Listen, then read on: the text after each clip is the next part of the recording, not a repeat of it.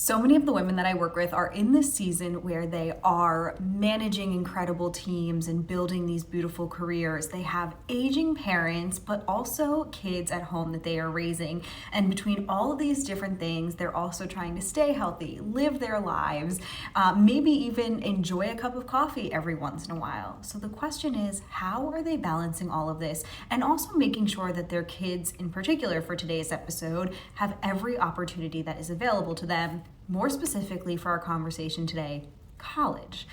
And especially as high earners, this is a bit of a different space to navigate. For high earners, college and applying for schools looks different because financial aid usually isn't an option. And let's be honest, college has a large price tag these days.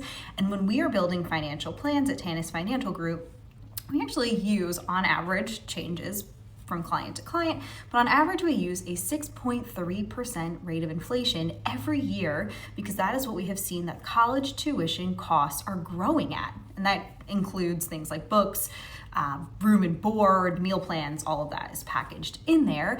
And so it is a big ticket expense. And for some families, it can cost $300,000 to $500,000 per child, depending on what universities you are sending your children to. Whether it's a 4-year private school, a 4-year public school, in-state versus out-of-state, these are all variables that are going to come into play. However, as I mentioned, high earners are in a really unique position because you don't have financial aid that is most likely going to be available for you. Now, there are certain circumstances and little nuances, but today I want to focus on those where this may not and most likely is not going to be an option for you. So what do you do, especially as you are trying to make sure you're saving for your own retirement, helping to probably take care of those aging parents, and make sure your kids have everything they need in the here and now, but also for this college future. So let's start with step one. The first thing is to get clear between you and your spouse, you and your co-parent, whoever might be, how much aid from your own personal dollars do you want to provide for your children? A lot of families feel very specifically about this, and parents in particular. I've seen clients say to me, you know what, college was paid for by my parents. We want to really prioritize that because that set us apart when we came out of school and really gave us a step ahead because we didn't have that financial burden to pay for as we were starting our careers. I've also seen other parents that have had the flip side of this where they say, you know what, we had student loans, we were able to navigate it, so you know what, we think our children can also take that on, and we learned a lot of things through it, and that's how they feel.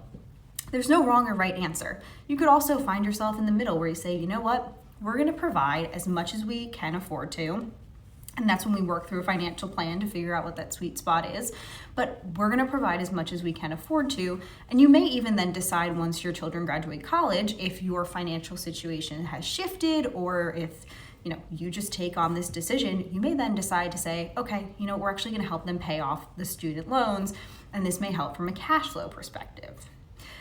That's the first part, is getting clear on how much support you want to provide for your kids. And it may also be one of those things where you break it down and say, you know what, we'll cover room and board, but they need to pay for their own books, their own meal, or we'll pay for tuition, but if they want to go out of state, they need to pay for their housing. I have seen through my clients an entire different variety. And as I mentioned, there's no wrong or right answer. There's what you have to do that aligns with your values and also your finances. Part 2 of this is understanding as well, what financial options do you have available to you? Now, in terms of investment accounts, we have the 529 account, and these accounts have shifted in their capabilities significantly and what you're allowed to do with them. Now, 529 accounts have expanded where you can now use this account, yes, for college, but let's say your child ends up going to a trade school or starts in a community college before they go to a 4-year university. You can now use the funds from that 529 in order to pay for those expenses, whereas this was always kind of a gray area before, and we had some different things where people weren't sure, and that was a common question I got was, can we use this? And it has explicitly been said, and they have expanded the parameters on what you can use a 529 for. In addition, a little bit of pushback I get from people who have younger children, newborns, things like that, is they say, what if I start funding this 529 because I want to get ahead and prepare for this huge looming expense that's coming, but they end up not going to college? Well, two things that have also shifted in 529s is you can now use them for K through 12 expenses. So if you have a child going to private school, you may see, you know what, my child got a lot of scholarship this year for college. It's better than we could have imagined. Let's dip into the 529 to pay for their last semester of senior year, whatever it might be. It's also, you now have the ability to roll over up to $35,000 for the year 2025. Keep making sure you're getting updated numbers for this because it's going to rise with inflation. You can now take that money and roll it into a Roth IRA for your child. If the account has been open for 15 years, make sure you go through all the nuances though with your financial team and your accountant to make sure you actually qualify for this. But this is another way that you can use to fund your college experience. And if there's money left over, or if you are sitting here saying, you know what, we want to set them up for retirement as well, this is another way to help explore that avenue.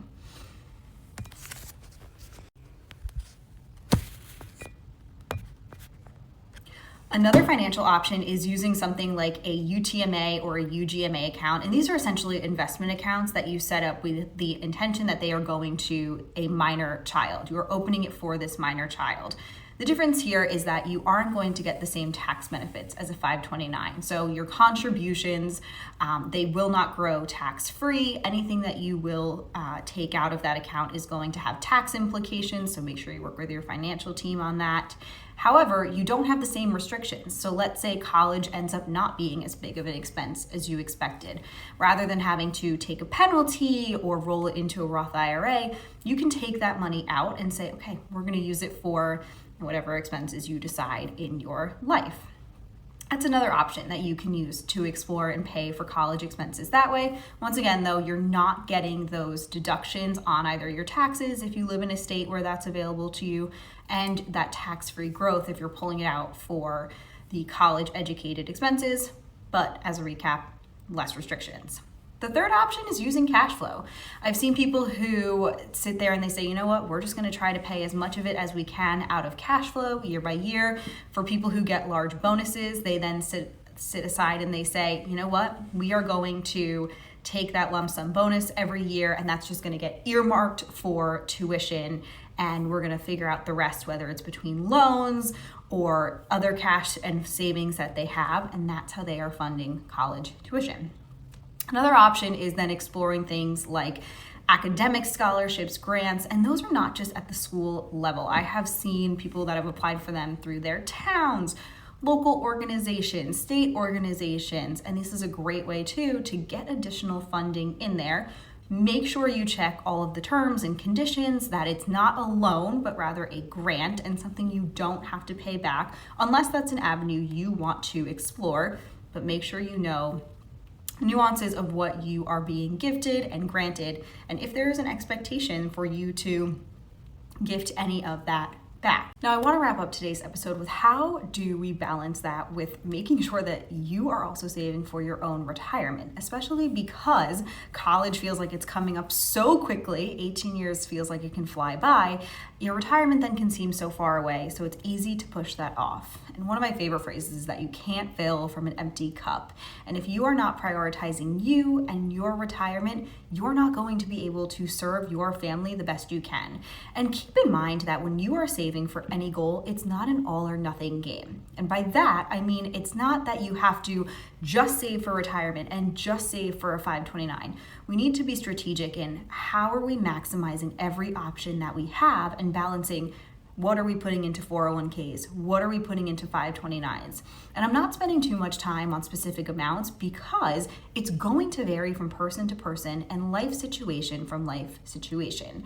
And you also don't know, I don't because I'm not sitting with you personally, what are other people in your life also going to contribute to the pie? Are there going to be family members that are going to be able to contribute as well, that have set up 529s. Maybe the kids were born. That's a very popular thing that grandparents love to do. You may also see some gifting occur. One of the greatest things that I love, that I have a lot of clients doing now, is for every birthday, especially when the kids are so young and they just don't need as many things, is that they are asking for, hey, instead of a gift, here's the link to our child's 529. Whatever you can put in there, we really appreciate it. And it's been really successful for them. And this way too, everyone can focus on their savings goals and their funding goals for their lives, but also know that they are planning for the future. The biggest thing though is to start planning. You need to have conversations and to understand what type of financial responsibility do you have and do you want to provide for your child's college education. There's no wrong or right answer in this. How are you also prioritizing taking care of yourself and making sure that you are saving for retirement, because this compounds? And also, if your parents need any support, is it financial? Is it physical? It's usually emotional, so we can normally check that box. But how are you then able to balance all of these in your life? And this is where strategy and planning come into play. And as with anything, the earlier you do it and the more communication you have, the better prepared you are going to be. I always love sitting down with clients. I had one that just shared with me the other day, they're having a baby. I'm like, perfect. And we already started talking about 529s. And at first I could see them hesitating because they were like, wow, this feels so soon. And I'm like, the earlier we start this, the less of a burden it's going to feel. And the more that you'll be able to prioritize your retirement, your future, but also know that your child is going to be prepared as well for whatever financial support as far as you want to take that. Thank you so much for joining us on this episode of The Wealth Cafe, and I cannot wait to see you next time for another episode.